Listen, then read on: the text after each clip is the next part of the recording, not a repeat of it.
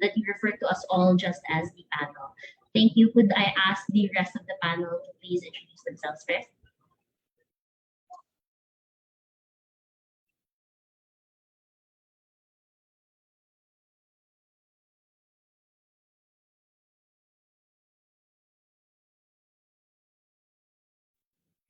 And sige, I'll start. So hi guys, Nicole here. Good luck to everyone. Hi guys, I'm Jill. I'm one of your panelists. Good luck.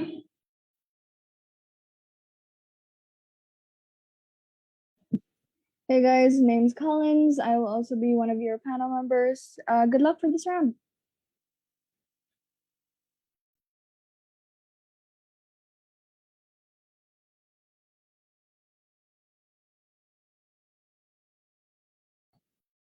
Is the panelist Denise here yet? Denise Rondina. Okay. Let me just ask Orcom for the message.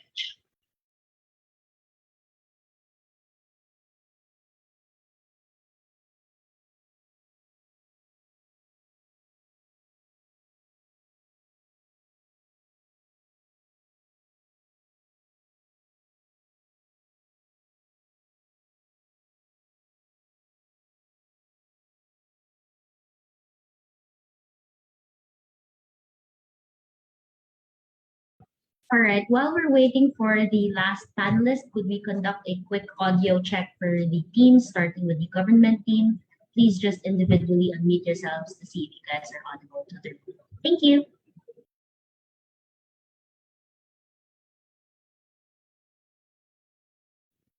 Hi, hello, am I audible? Partly here, pronunciation. Yes. Hi, I'm Elaine. I'll be DPM and reply. Hi, I'm CJ. I'll be government field. All right, thank you, Goff. Could we have off now, please? Hi, David, speaking first, no pronoun preference. Thumbs up. Hello, I'm Miko. I'll be speaking Dep in reply.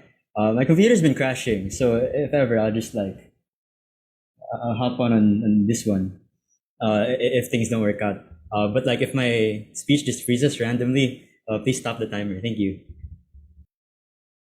Hello, my name is Luigi. Prefer Jennifer on TM Day. Thank you. All right, great. Thank you. Opposition, is Denise here yet?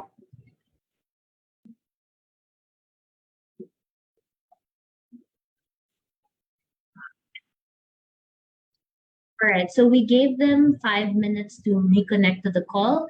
If not, we will start the round at 4:10.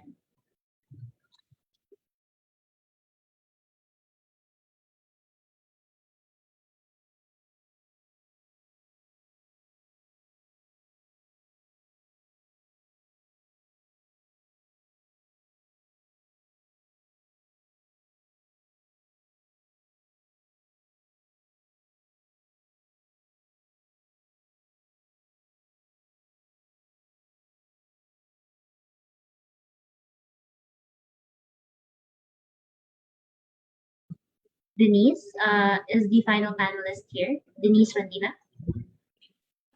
Yes, I'm here. I'm so sorry. Wrong room. I'm so sorry. All right, no worries. All right, thank you so much. Everybody's complete. Could you just know what motion the room will be doing for the purposes of the room? The quantitative easing motion. All right, great. Thank you so much. Let's start off this debate. Let's now call on the first speaker, Prime Minister. Here.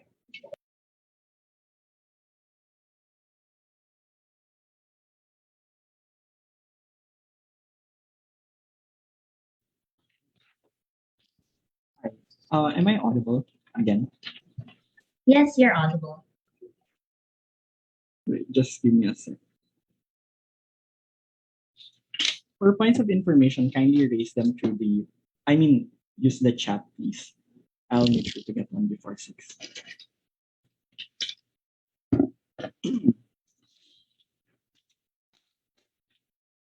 Wait a sec.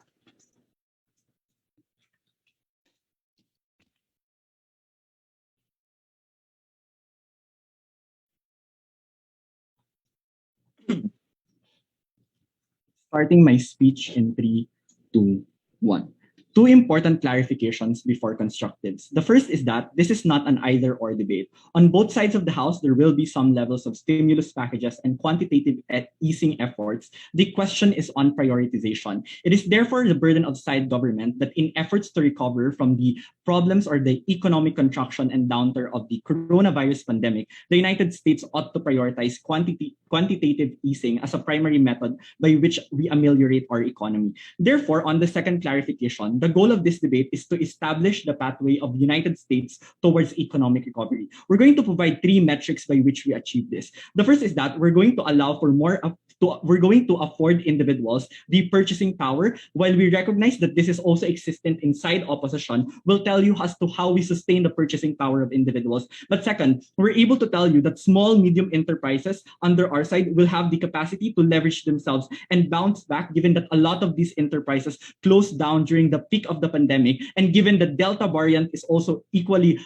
still circulating, more lockdowns are also expected. But thirdly, we're at least able to forward the capacity of commercial banks to provide loans to American citizens through the injection of securities within their banks. Let's first have a clarification of what quantitative easing is. In a nutshell, quantitative easing means the creation of new money in the economy with the US Federal Reserve. There are three mechanisms by which we do this. The first is we're going to buy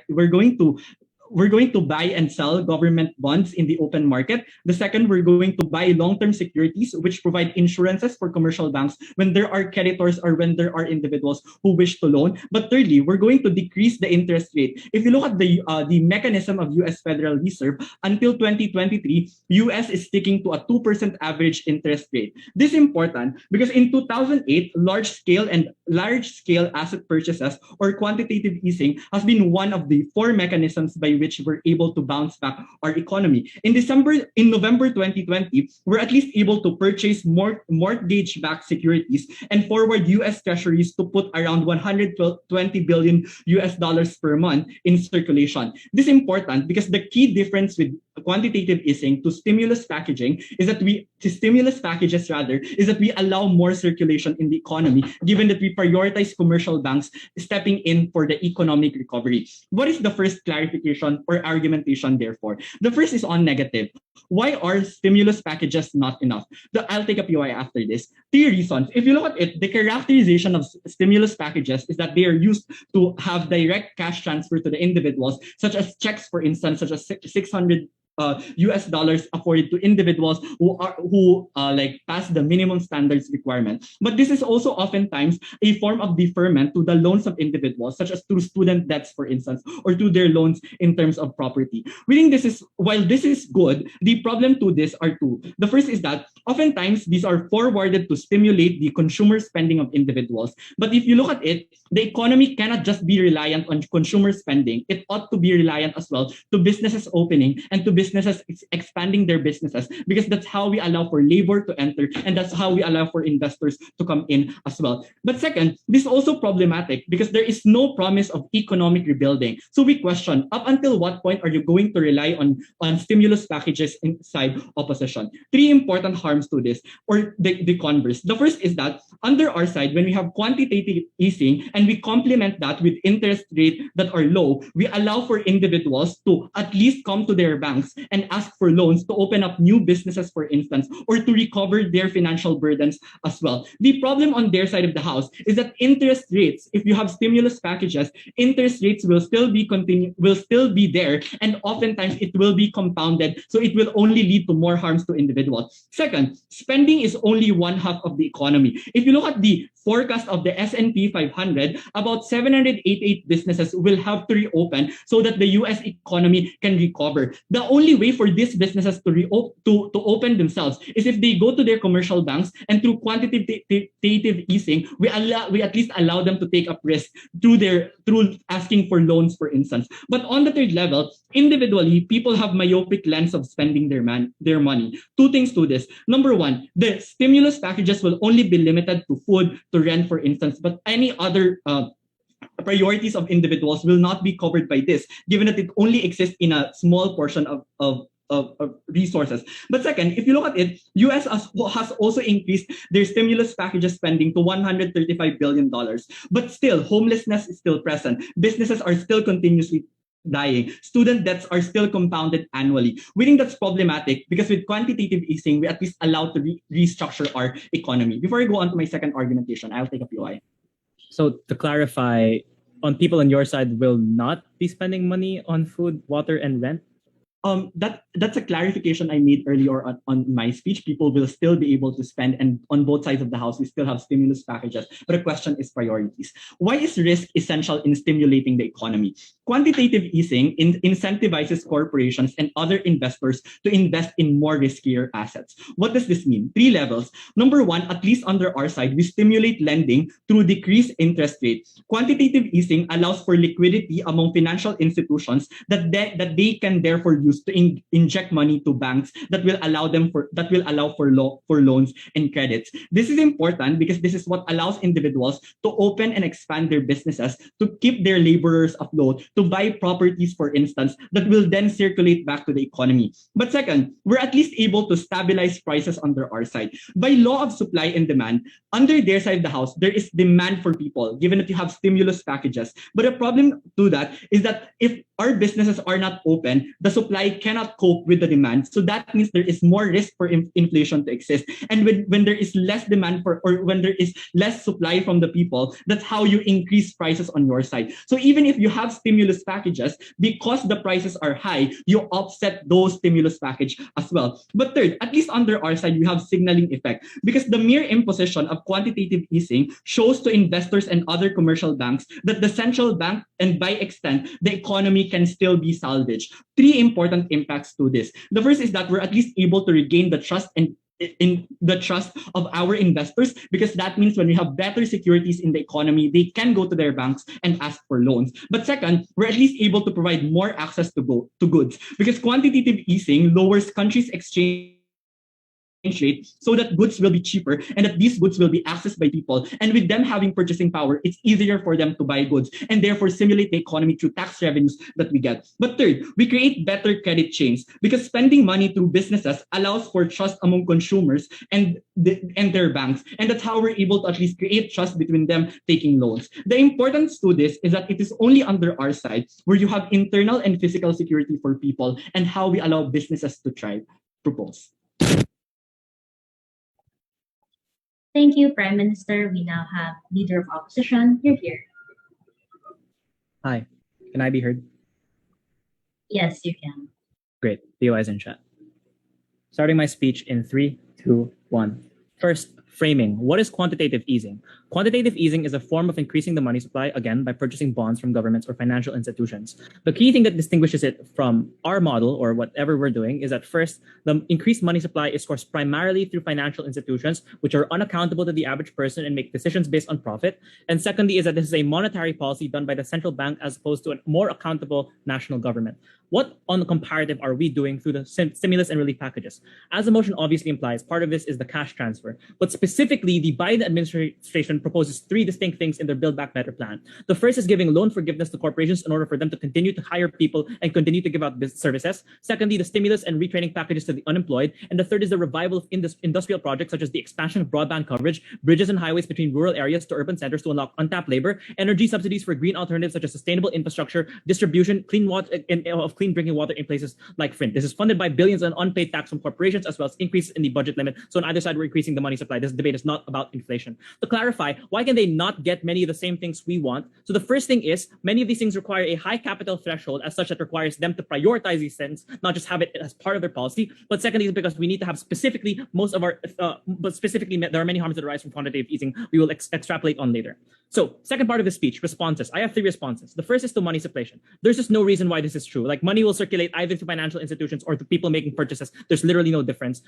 Like, people will still make purchases, and like industrial projects projects, like people get hired and go through jobs and corporations do things in that side either way. So like nothing changes. Secondly, what about economic rebuilding? Again, this is blatantly untrue for the reason that, first of all, individuals, when they're able to buy food and water and engage in a process of economic rebuilding, or they're able to be productive themselves, and as such are able to do things like get jobs and focus on things other than survival, which means that they're capable of participating and remaining productive in the economy. But secondly, is because of the fact that we revive industrial projects, we do other things like create jobs that I will explain in my second argument later. The third and last thing is they say we will invest in riskier assets, and oh boy, this is terrible for two reasons. The first is that you create capital flight where businesses flee the country. The signaling effect is reversing since it can be salvaged in either side, but on your side, you force them to take on more risk, which means more investors are hesitant to invest in America, and as such, they leave and go to safer alternatives like, I don't know, Switzerland. The second thing is that you have the risk of defaults, which can cause the entire chain of credit that you have to collapse for the reason that financial institutions are no longer solvent, and as such, they're no longer able to make payments, and such, nobody can take loans, which means that on your side, the risky assets make things far worse. We prefer a mildly slower growth if it means we're not risking the total collapse of the American banking system.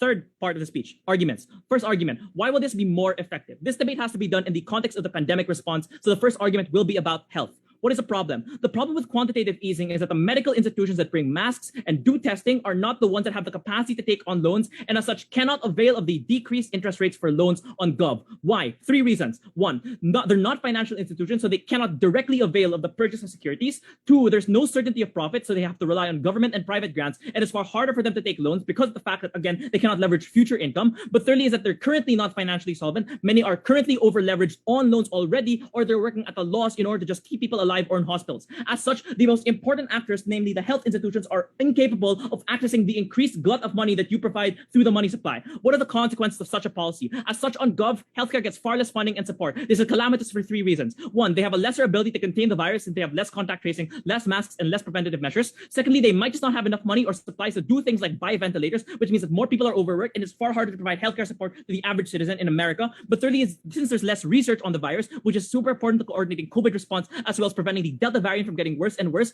this means that the US becomes far worse in vaccine research as well as simply making life better for people in the future. This is the most important thing to talk about in this debate, since any economic benefit relies on a successful COVID response that they no longer have access to because they're spending most of their money through financial institutions, which will not go to unprofitable healthcare institutions, which means that people starve and die. But this also means that they go back into lockdown, that consumption for the service industry dies down, and people get sick, which forces an immense tax burden on the state. But it also means that we cannot rely on the service industry anymore to provide for services for individuals. This is the most grave harm as well, since millions of people die if we do not have an effective COVID response. What do we have on our side? The first is that we have a faster recovered America, which not only can continue providing services, but also can continue to do things like have cheap prices, which means that they can start exporting from and exporting to and importing from other countries, which stabilizes the economy. So we think is a massive benefit, but also on comparison, the government is far more likely to have an effective healthcare response compared to the central bank.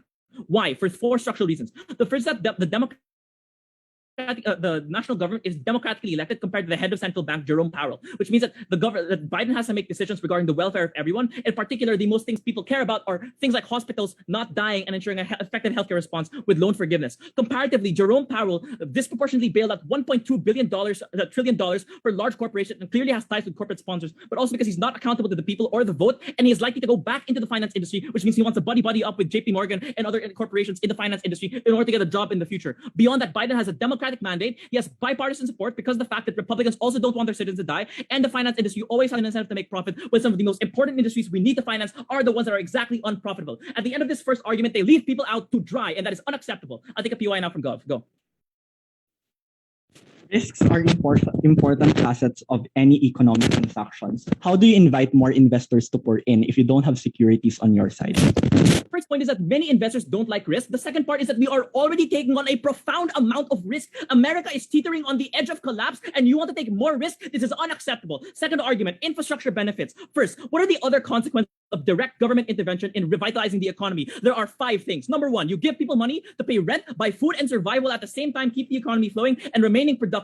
2, you have short-term job creation through the creation of infrastructure projects which can pull thousands out of poverty. 3, you bring businesses back to life with the deferment of loan repayments requirements, which means they can continue hiring people and continue paying salaries. 4, the stimulus allows corporations to make capital-intensive purchases for things like factories to cheapen the production of goods and sell products cheaper to reach economies of scale. But 50 is that you have long-term benefits from from the infrastructure itself, such as roads that transfer goods and to create a multiplier effect between counties and stuff. And you have energy subsidies for green alternatives to drastically reduce the pollution costs on the economy in the future. These things will not receive support on government. One, because they are a very long-term horizon benefit that only a democratic mandate can fulfill, because this is what a democratically elected system will immediately respond to versus a federal unaccountable reserve. But secondly, because this is far more certain. This is the main Biden platform, whereas we don't know what financial institutions want, nor do we know what instrument they were able to use. But thirdly, is because by putting this much money into the financial institutions, they become unaccountable because we are fundamentally reliant on them in order to allow the money to keep circulating. Which means that if we do this, we can no longer be able to continue money circulating, and we can no longer be able to regulate them because of the fact that we are relying on them for our survival in the first place, which means that they can hold it over our heads.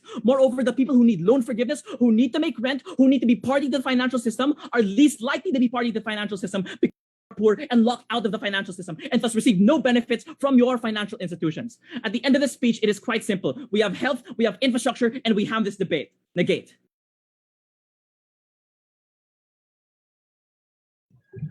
Thank you, Leader of Opposition. We now invite Deputy Prime Minister, please. You're here.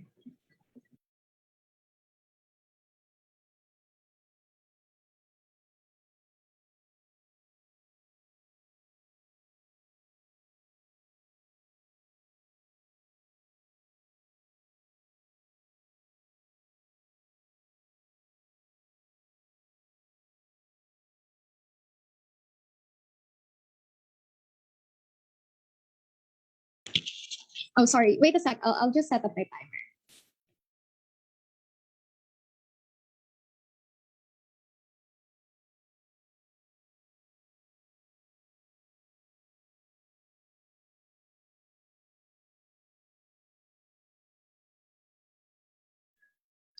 Okay, hi, I'm Elaine again.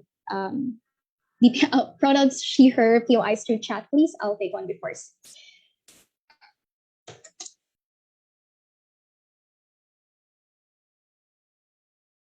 Okay.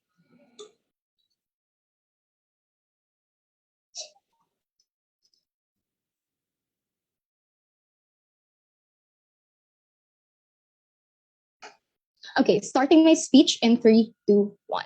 In my extension, I'll discuss how we prevent the US recession through quantitative easing. I'll take an explicit trade-off to this because I think that David Harvey engaged to my prime minister. If it's true that we significantly deprioritize a large chunk of American citizens, also deprioritize a lot of health companies, I think that on long term, we will be able to revive the US economy and make sure that more sectors on our side of the house are protected. Note that this is the most important worst case that you have to care about in this debate because A, of the extent of the actor's harm, but secondly, the duration of that harm. Things such as people not being able to access social services, so social security are things that we can resolve. If post-pandemic we can rebuild the economy, things that's not something that they can have because they only prioritize the short and medium term on economy. 4 responses before this extension. The first thing that they said is that apparently all of the health companies on our side of the house, pharmaceuticals, will apparently don't have any incentive to invest in vaccines anymore and PPEs. This is such a lie because on the same breath they said that these companies are profit driven, then ultimately they also continue to invest in the US because that's literally how you can be able to expand your markets better. That's how all of the most of research facilities exist from. That's how the best researchers and best scientists do exist. So you do have the incentive to continue as Pfizer,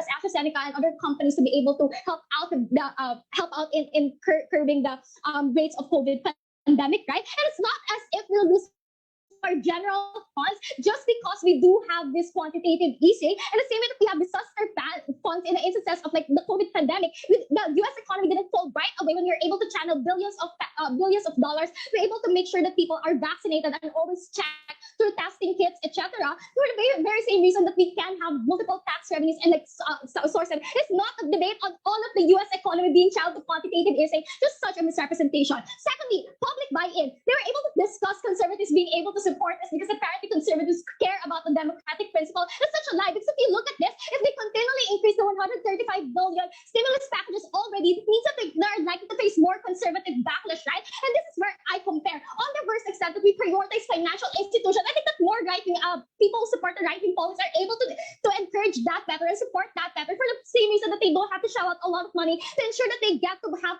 capital and also enjoy the services that they can be provided because the US economy is continually getting more capital, right? So I think that on their side of the house, backlash is likely to happen because it's the same very poor Americans, for instance, and low-income households that they are prioritizing at the expense of those most conservatives are also giving equal amount of taxes, but at the same time are unable to get loans for their businesses, unable to create more employment because their businesses are literally like dying already. So I think that on their side of the house, it's not something that they can sustain, even if they do sustain. I think that ultimately it's the same with the minorities that are able to face backlash and are able to receive microaggressions from the people. If you are homeless just because you receive stimulus packages doesn't mean that you will be able to survive for the next 10 years of your life. I think that the only way you can do that is if you have jobs, if you're able to access insurance, if you're able to get retirement plans, things that will only exist if you have more investors and more businesses opting in the US economy, something that they were able to trail. Like lastly, thirdly, they said that they can employ people because of loan deferment. This is a lie. I'm not the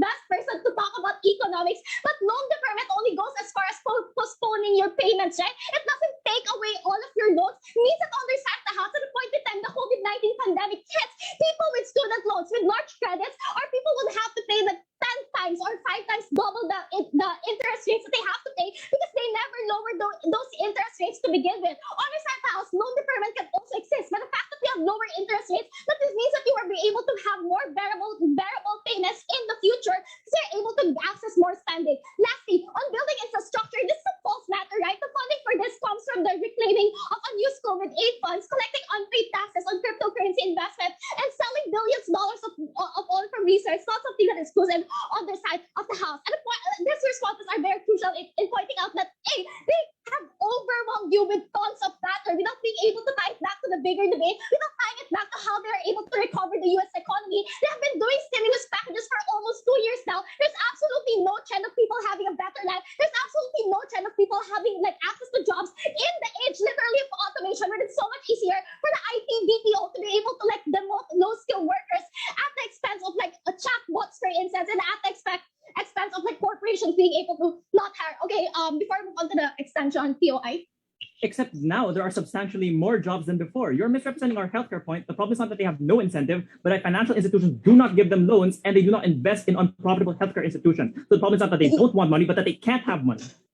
You have more jobs. That's not a middle analysis to say that those jobs existed because of stimulus packages. The jobs you have right now are the jobs we had before COVID pandemic. We are already arguing the future where we need to be able to create more jobs for the people and be able to maximize that employment, which only again happens when you are able to encourage more investors to opt in. That's a signaling mechanism that was exclusive in Party's frame. It was able to talk about that US economy is still worth investing to, something that you don't have because again, the corporations and like commercial banks are unable to get those lending. Why do we prevent US recession through QE? I think that the recession happens on 4 levels, right? When you have a financial crisis, meaning there's a ton of assets that suddenly devalues, i.e. bubbles. I think that exclusively this happened with the COVID-19 because they're unable to sell a lot of land properties. The rise of digital banking led to commercial banks literally dying. No one opts for ATMs anymore. I think that on their side of the house, this will continue, right? Because again, you don't empower commercial banks, you don't empower the investors that are probably going to opt to those securities. That exclusive is something that happens on our side.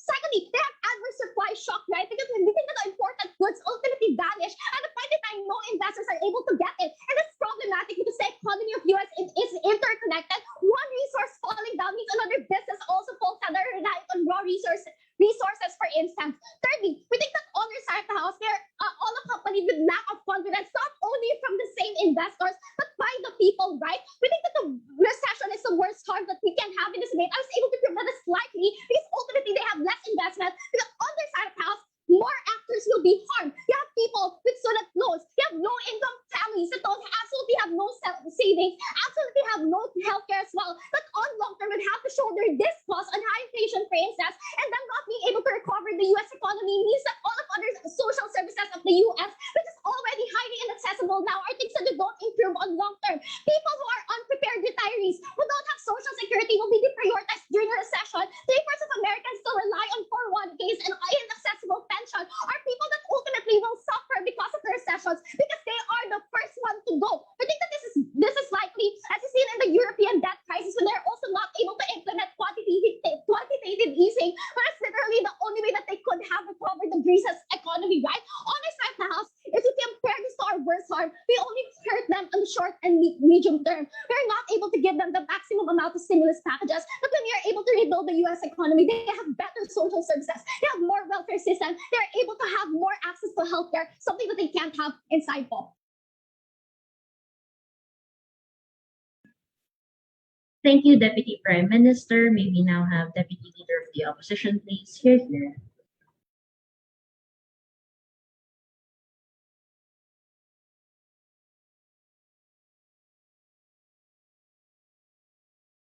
Hello, can I be heard?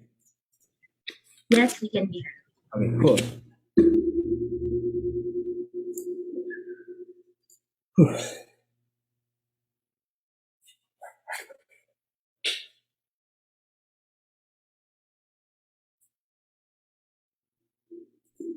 I'll start my speech in 3, 2, 1. I don't think Gov mechanizes quantitative easing versus just trying to say they want to start up businesses and they want to go for vague notions of restarting the economy, when clearly I just don't understand why this is mutually exclusive. Firstly, I'm going to explain why we get this goal, and secondly, why we get this goal better first.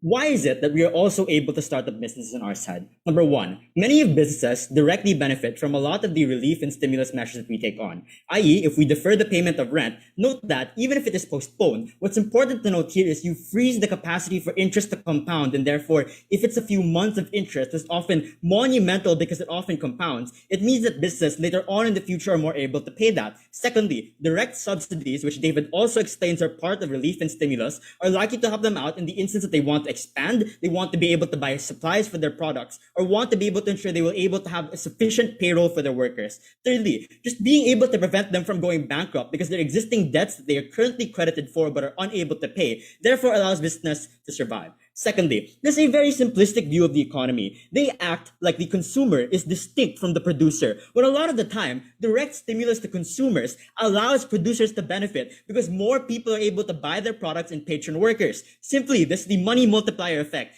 I.e., if I get an Uber, I pay my Uber driver. The Uber driver needs to eat food and is therefore likely to patron a food establishment. At food establishment, increase the profits that they have and are therefore able to pay their workers as a result. So, direct cash transfers often multiply with respect to the benefit they're able to provide moving into the future. What is the difference, therefore, in the debate? Because I do not want this to be a wash. Which businesses will be able to take note of the decreased loan or decreased interest loans that are likely to exist on Gov side of the model? It is large businesses because of the nature of loan requirements that often are particularly terrible for small businesses hit the pandemic. Three things. One, large businesses often still have relatively good cash flows amidst the pandemic versus small businesses that did not have ways to diversify their revenue or exist in multiple areas. Secondly, during a pandemic, small businesses sell their assets. If they had multiple stores, they might sell or put down one or two to be able to profit from the land in order to ensure the remaining branches are able to have a degree of money, whereas big businesses, which have a significant amount, at least in comparison, of assets. Thirdly, big businesses which are seen as stable by financial institutions are likely to be seen as good people to give loans to, not small businesses. Why is this bad? The presumption on Gov is that these businesses will start to hire more people, will expand to different areas, when uniquely, big businesses, when they enjoy a proportionate advantage versus smaller businesses, are not likely to do the more productive thing, instead the more profit-driven or self-interested thing. There are so many examples of quantitative easing doing this during financial crises. One, a lot of big corporations do stock buybacks, i.e., because not many people are liquid and no one is buying stocks, what they do is they buy stocks of their own company in order to increase the amount of ownership that they have because the stocks are incredibly cheap, so that in the future, when people are more liquid, they're going to sell them instead. That is good for the company, but it helps no one. Secondly, AIG in 2008 instead increased the wages of their executive rather than meaningfully increasing the amount of workers that exist. Thirdly, McDonald's just bought land which is not productive and does not help a lot of people, but were good investments for them. Big businesses, when in seeking profit, look at the long term and do not do anything for pandemic recovery. These are the people most likely to avail of the actions that the Fed will do. Secondly, because small businesses are likely to die, the increased consolidation in the market, especially after financial crisis, ensures that lesser competition means in the future, even after pandemic response or like economic crisis response, you increase prices because less people are able to compete in the market. Second, in pandemic response, the first thing I want to note is that many of the institutions doing research that are unable to avail of this are ones that are reliant on private and government grants, are not ones that are financially stable, or not ones that have a sufficient financial solvency and instead rely on the goodwill of other people. What that means is taking a loan is just not within the cards for them because they're unlikely to ensure a future profit that's going to benefit off of that. What that means, therefore, is that especially because we are able to directly provide masks, contact tracing through kits, etc., we are far more able to solve this pandemic situation. I'll take a POI now from Gov. You want businesses to open on your side. How do you offer them lending, absent securities, absent liquidity? So what I'm saying is that one, a lot of the money that is transferred is direct. Two, even if consumers have more money, that money is often transferred to the businesses because where the hell else would it go? They're not going to keep it, right? Thirdly, I want to talk about confidence. Gov says they're going to increase the amount of investors that exist. Number one, many reasons it's not true. Number one, if consumers are not spending, then there's just decreased confidence within the market in terms of investment because they do not solve the consumer side of the problem with respect to purchasing and the circulation of money in the economy. Secondly, they are just not likely to do this because the government wants them to invest in risky assets when many investors are very, very averse. So if they want to invest in housing during the bubble, it's just unclear why many investors would want the financial institutions that will save them to do that. But let's assume this trade-off. Maybe Gov gets more confidence within financial institutions. Why is that still harmful? Note, this is what happened in 2008. Financial institutions, because the massive priority and because of the quantitative easing that was done, were the priority of economic crisis recovery. Why is that terrible? Three things. First, note how people feel about this. There are three things why it significantly decreases trust within the financial system. One, people don't understand quantitative easing. They don't know the intricacies of this and therefore are unable to weigh why the government would do this rather than being able to opt for other responses. Two, it's just not an immediate benefit. Versus on our side, when we directly give cash to people and they're able to buy their own products, their needs, etc.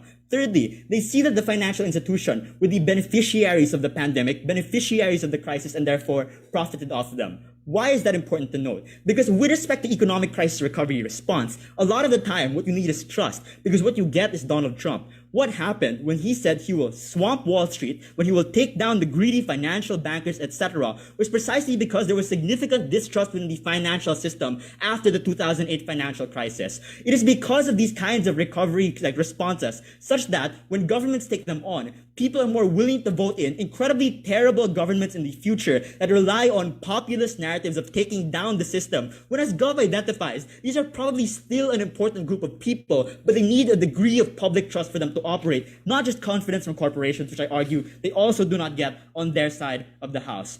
What do you get from opposition bench? Number one, we are far more able to solve the COVID pandemic. Number two, the incredibly simplistic notions of economic recovery response is not about where you get money, because on both sides, obviously people can get a degree of money. It's about who is more likely to access these financial instruments. That is therefore the reason we take the debate. But thirdly, it's the capacity to talk about the political aspect of recovery and pandemic recovery that you're unable to meaningfully fix and change on government side of the house. I'm incredibly proud to oppose. Thank you, Deputy Leader of the Opposition. Let's now have Government Whip, please. Here.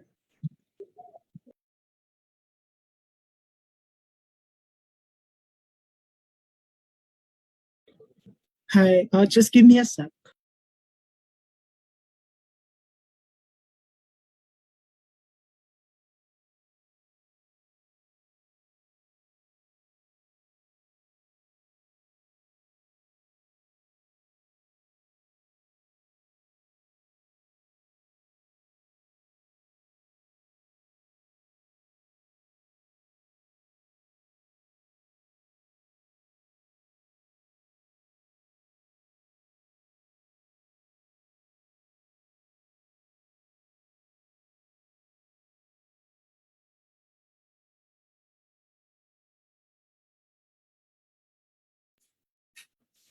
Hi, I'm assuming you can hear me.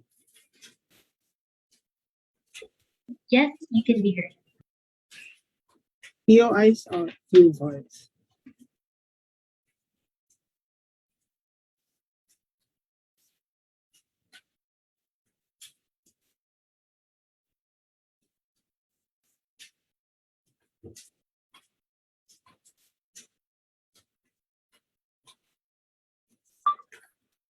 I want to answer two questions to seal the win for government. The first is, where do we provide people a better quality of life? Secondly, how do we really make sure that the US gets to recover from the effects of the COVID-19 pandemic? And take note that this also includes the consequences of post-pandemic, because the reason why we want to recover is obviously because we want to boost our economy more. But before that, I'll respond to the previous speaker first. And this is on his idea of trust, because they keep on saying that there are greedy bankers. But that is an argument against the banking system, not an argument against quantitative easing. Obviously, bankers will need to rely from the people to prevent the following. One, instability of currency. Secondly, the return of investment to interest rate. But lastly, more corporations opting to business, right? So in this response, I was able to prove to you that these bankers always have the incentive to make sure that they are stable and always make sure that the money circulates on them. But second, we prove to you why that's not even contingent to quantitative easing. That argument alone is irrelevant. But even if it's irrelevant, we would posit coming from government that there is more distrust on their side in the long term, especially in the worst case that the US government cannot sustain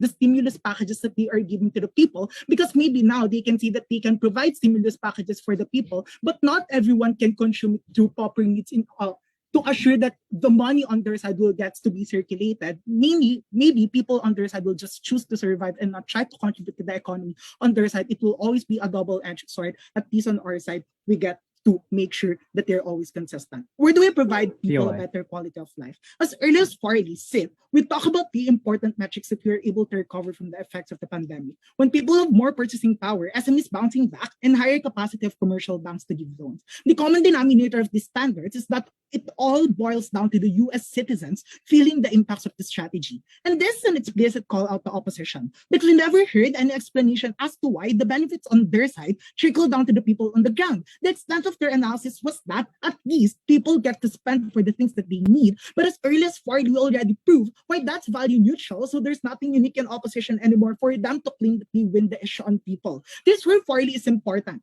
because it talks about the exclusive benefits you can get from quantitative easing, where people have more access to goods, where they have more lenient banks. Why is it exclusive on our side? Because on their side, when you deprioritize quantitative easing, all of the unique things with this policy won't be maximized and won't be given enough focus. So if you're not able to reinforce it, then the benefits cannot just fly on their side of the house. So the conclusion that you got from Farley also only applies on our side when he told you that quantitative easing, therefore, is better for the US citizens, since we can only have internal and physical security if there are more products, i.e. cheaper rent, i.e. cheaper property. But let's deal with the first POI from negative, and that's where I'm going to compare. Because on both sides, people will spend. But on their side, the prices are high, or in another world of opposition, only few businesses can thrive, which lessens employment. So on their side, there's no proving why these stimulus packages can be sustained, especially if Party already proved to you 3 likelihoods why it's not sustainable, all of which are not responded to by David and Miko. On the comparative, even if we don't give them direct cash, we give them jobs, we incentivize SMEs to thrive, we lower the prices, which is enough for the people to survive. But the good thing with our side is that no matter the thinking calculus of the people is on our side, even if they hyperbolically discount or not,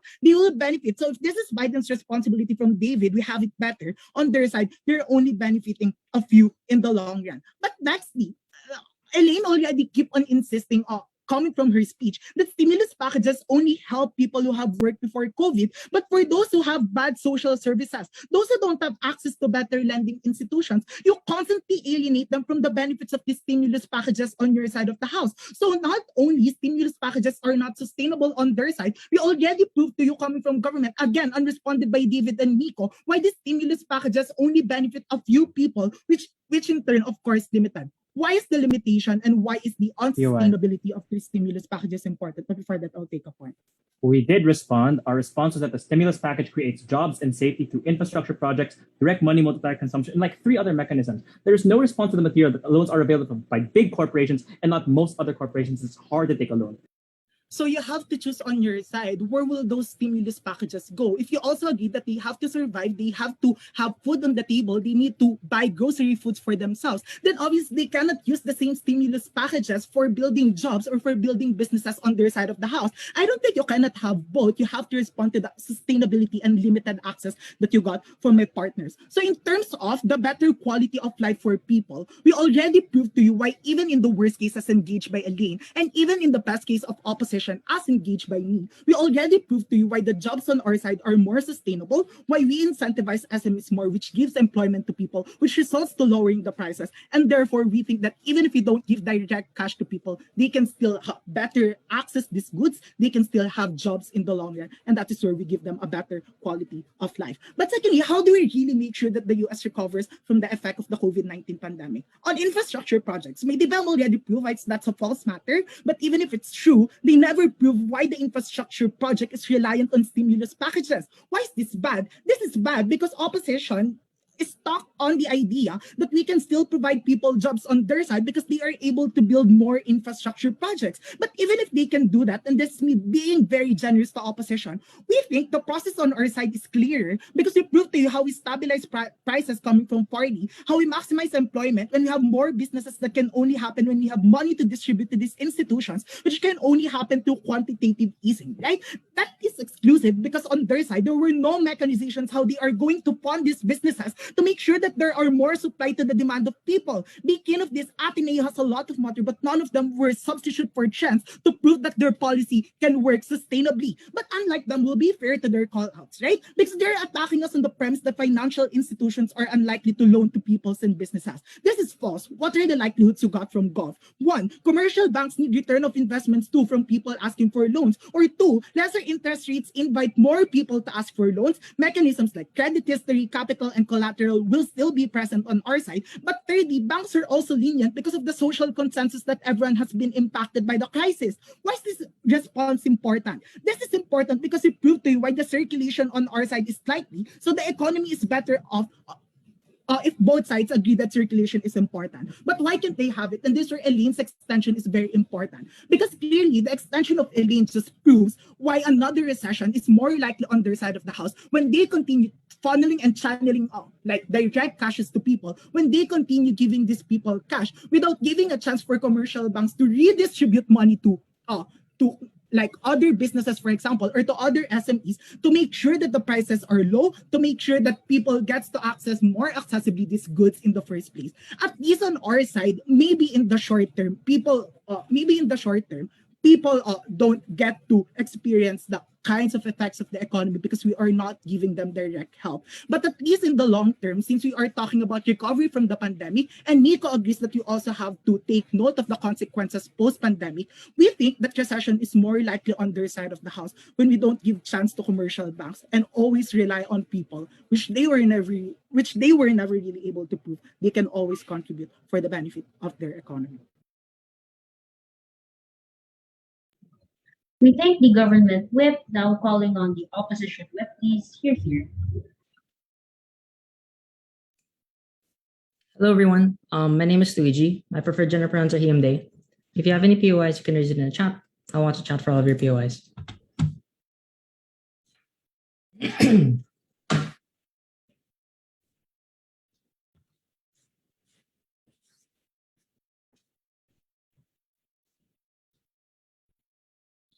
Starting my speech in 3, 2, 1, and go.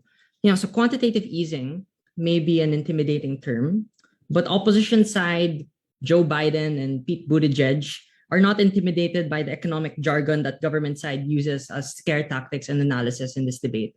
I want to be very clear. Biden increased jobs more than any other US president in history in the past few weeks, unlike in any other way during this crisis. That's because of the infrastructure and spending bill, not because of quantitative easing. That is something we can claim on our side. People can afford to find jobs because we give them the direct cash transfer benefits, because they have money to hold on to. They already want to contribute to the economy. They're obviously not lazy individuals, and we give them the capacity for them to do so because we don't privilege big business. What is government whip's best response against our case? They say government can't sustain the stimulus package and they can't give them jobs, and quantitative easing apparently gives a lot of jobs. But remember what quantitative easing is. Quantitative easing doesn't increase employment. It only increases the capacity for you to buy more debt and equity from other companies, which privileges big businesses and their capacity to pick and choose which individuals they give loans to. So the return of investment isn't from people, the return of investment that you get as a financial institution is from big banks or other financial institutions and large multinational corporations, which benefited from the pandemic, which benefited from crisis, and will continue to benefit with this policy. That is why we said from very first speaker in this debate that you are allowing Jerome Powell to hijack the economy and continuously give more and more bailouts to more and more corporations at the expense of the middle class American and many individuals who are already disenfranchised during this crisis. It is our side that allows these companies to at least have tax credits for them to pay individuals and guarantee sick leave. It is our side that gives people the advantage for them that they can pay for their own rent so they don't have to worry about not having a house tomorrow, so they can look and find for a job. It is our side that gives individuals the capacity to be able to start their own business because the money goes directly to them and they can spend it how they want and be able to use that benefit for other reasons for themselves. That is the money multiplier effect, they say. Their response is, we have no mechanism, but we have matter. I agree we have matter, but I disagree that we have no mechanism. They are lying when they say that we had no analysis. We give you many structural reasons, and that's why we win. 3 things. Number 1, on the over-reliance in the banking sector. Number 2, on the recovery from COVID. And number 3, on development post-COVID. Number 1, over-reliance on the banking sector. Best case. The best case on government side is to finance the banking sector so that companies can reinvest in the US so that they can have more services. And remember, I clarified that it's the return on investment that comes from big business. And obviously, the argument of Gov is it increases investment domestically. I have 3 responses I want to summarize here. Number 1, this concedes that the banking sector will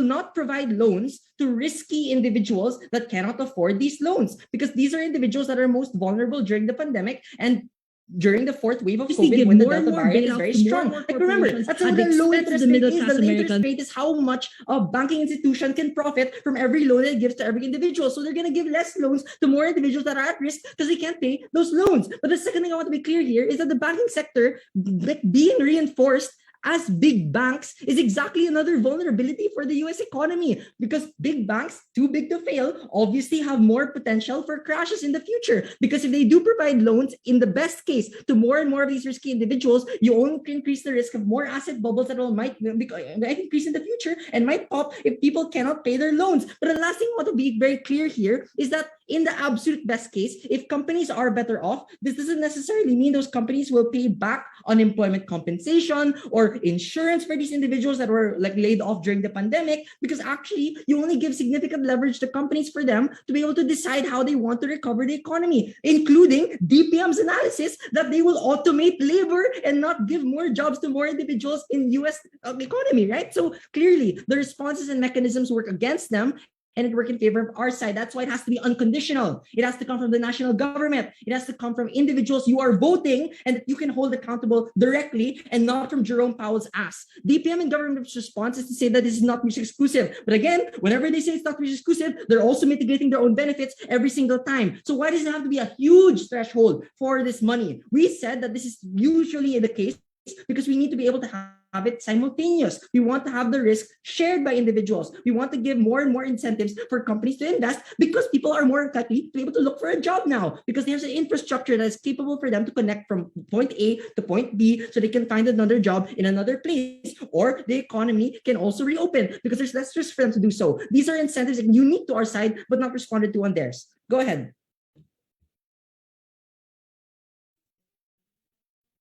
How is it possible that all individuals on your side who use stimulus packages will use this for investment, but on our side, people will be called as risk? Yeah, because it's a banking institution, low interest rate. These are individuals that don't have money already. They're going to ask for loans.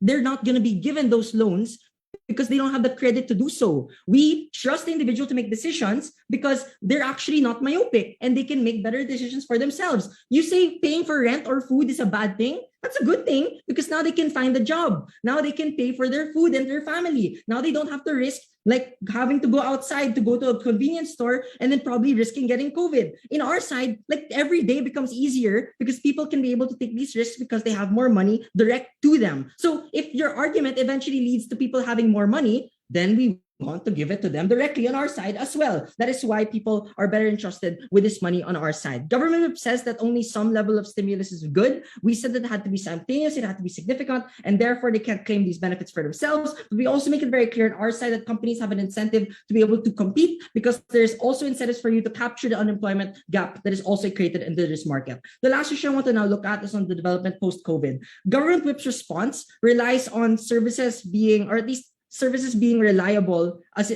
securities being reliable because it is secure. Remember, what is a security? The definition of a security is a debt or an equity. You are absorbing risk as the US government in holding many of the debt from other companies because you're purchasing from them. So you are actually giving them more leverage over you. Those corporations are probably also more volatile because the risk of capital flight that LO points out, which I do not respond to, but on our side, we make it very clear that a precondition for economic investment is the ability for you to recover the economy in the US. Better dollar reserves, for example, more infrastructure, investment on green technology, or investments on health infrastructure and innovation and research, because people are better positioned to hold these institutions accountable rather than financial institutions or the central bank. So for these reasons, because I think it's very clear as to how we demonstrate our economic jargon, if you call that jargon, I'm very proud to oppose.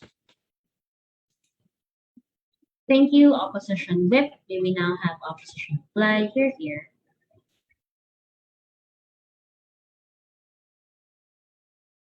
Hello, can I be heard? Yes, you can be heard. All right, wonderful. Thank you.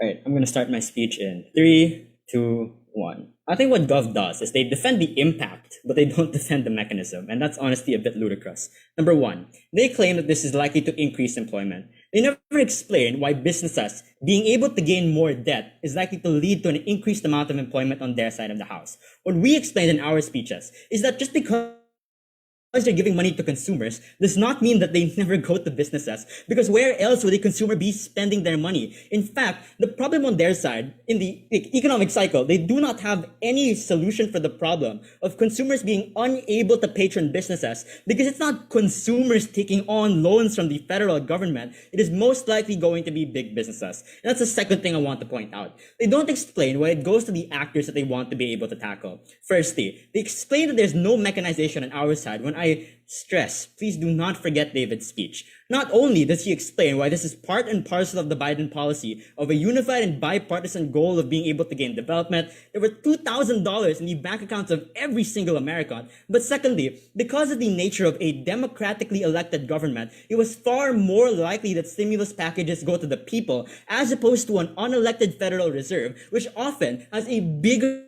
impetus to try and cater to large corporations, because it is often a revolving door of who's likely to take on these kinds of roles. But secondly, I actually think Government Whip points out the reasons why it won't go to small businesses, because as they say, you still have a significant amount of credit requirements.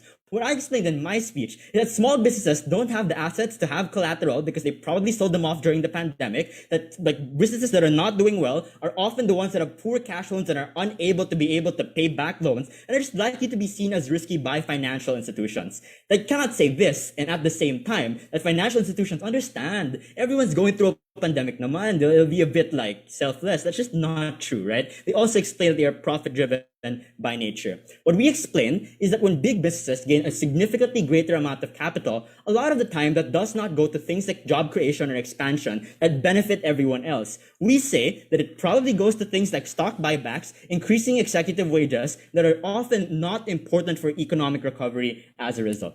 But secondly, I think we have to note that even the degree of confidence that they say exists on their side is, number one, just not very well explained, i.e., why do you have increased amount of confidence when the consumption side of the economy is doing poorly? But secondly, if Prime Minister literally says you want to be able to invest in risky assets, and I think they confuse securities for being secure, when often you absorb risk because you're taking on debt or equity, that often means, therefore, you're just not likely to attract the same investors, the same financial institutions that they want to discuss on their side of the house. This is just not an important benefit. What you have to believe, therefore, is our benefit in public trust and public confidence. Because the importance of this argument is that if on both sides, maybe an economic recovery is possible, maybe COVID response is likely to be efficient anyway. The problem is the perception as to how this was done was likely to be seen as one that benefits large financial institutions, large businesses that were able to take loans from these large financial institutions, and not ones that were directly felt by people on the ground. What that means, therefore, is that the perceptions as to who benefited from the crisis, who the government is accountable to, is likely to ensure you get worse politics in the future because it runs in the same populism that Trump ran upon. Why is this important, therefore, to note? Because assuming you don't believe either side with respect to the economic side of the debate, number one, we're far more likely to be good at pandemic response because we explain these are often not financially secure institutions. But secondly, that the political situation in the country is likely to worsen as a result of the decision to try and do quantitative easing. What you need to believe then, at the end of this debate, is one, Gov has no meaningful mechanism to get the benefit that they want. They're very good at defending the end goal, not explaining why it is either exclusive or why it was likely to happen to begin with because of financial institutions and the likely interest and incentives that they have. But two, which people you ought target during a pandemic response recovery. But three, what are the priorities, therefore, of a recovering American economy? I am very proud to oppose. We thank the opposition reply. Let's have the government reply, please. Hear, hear.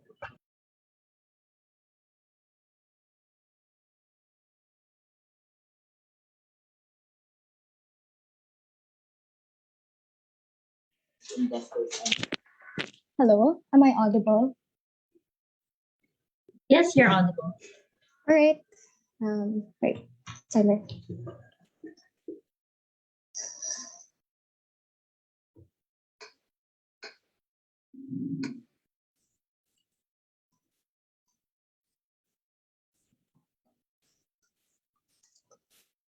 Okay.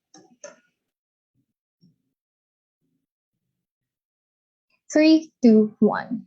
The last model clarification from opposition whip is the only thing you need to know about the way they have debated against us today. They shifted characterizations when it was convenient to their framing. They said people are always trustworthy on their side of the house and not myopic, but people on their side of the house are unable to be able to spend the lending properly. They said that corporations on their side will always be kind, healthcare facilities will always be sustainable, and vaccine will always continue for the very same reason that pharmaceuticals are trustworthy. But apparently all of the businesses who will open on our side of the house will have high interest rates, will not be able to provide people jobs, and that was a likelihood that I would agree that I'll prove later why we have so many likelihoods. I think that fiat in this debate is the least important part of framing because we gave them the benefit of the doubt that their stimulus packages will also work. We're just debating on the timeline and how we are able to have a better America coming out of the pandemic. We think that the same people who receive stimulus packages on their side are students with the same deferred loans, the same retirees who were unable to save up, and the same people with large credit who won't be able to pay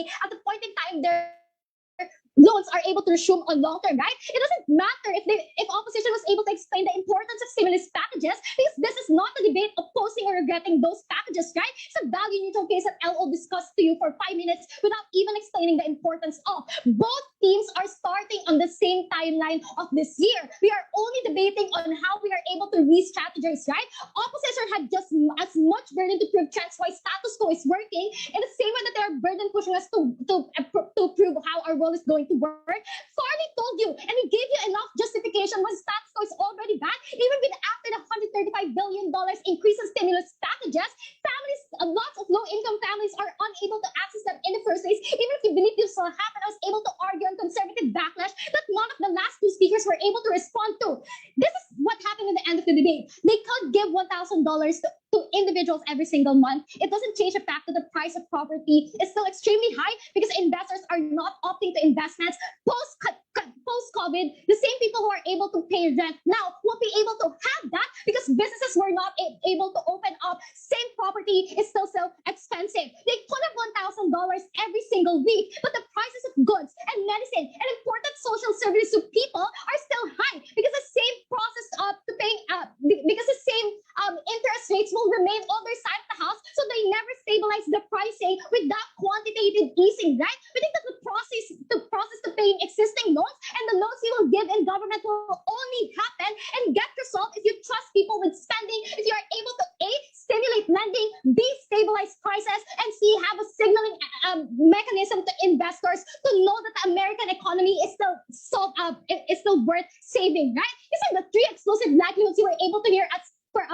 PM speaker. It's such a shame that they were unable to engage on that. So not to isolate the thing on trust, right? Because like they tried so hard in reply to rebuild this. My whip was already able to respond to this, but like the proximity of benefits to you is just as close. And there are businesses opening up because you're able to get jobs, you're able to access lower goods. Even if you have lower stimulus packages, at least we are able to co-opt these things. On their side, choice is also postponed. Even if they give choice at the short and medium term, they are not able to sustainably give this again because they were not able to talk about what happens after, right? I think that on their side of the house, they also like to have revolving goals. At LO, they said that they want COVID recovery, but this has no exclusivity and importance. We're able to tell you that this is not the goal that they were able to resolve because it's unclear if they want to channel all the money to stimulus packages to corporations that sell PPEs and vaccines. But at the same time, they said in DLO that trust assumes all of their stimulus packages are channeled to welfare so people are able to appreciate Biden's government more.